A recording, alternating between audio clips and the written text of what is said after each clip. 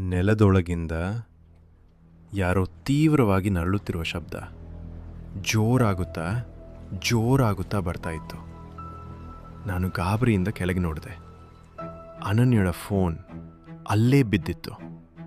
ಅವಳು ಇಲ್ಲೇ ಇದ್ದಾಳೆ, ಖಂಡಿತ ಇಲ್ಲೇ ಇದ್ದಾಳೆ. ನಾನು ನನ್ನ ಫೋನ್ ತೆಗೆದು ಸುತ್ತಮುತ್ತ ಫೋಟೋ ತೆಗೆದೆ. ನೆಟ್ವರ್ಕ್ ಇಲ್ಲ, ಸಿಗ್ನಲ್ ಕಟ್. ಸೂರ್ಯ ಮುಳುಗುತ್ತಿದ್ದ. ಕೊನೆಯ ಕಿರಣ ಕಾಲ ಬಂಡೆಯ ರಂಧ್ರದ ಮೂಲಕ ನೇರವಾಗಿ ನನ್ನ ಮೇಲೆ ಬಿತ್ತು.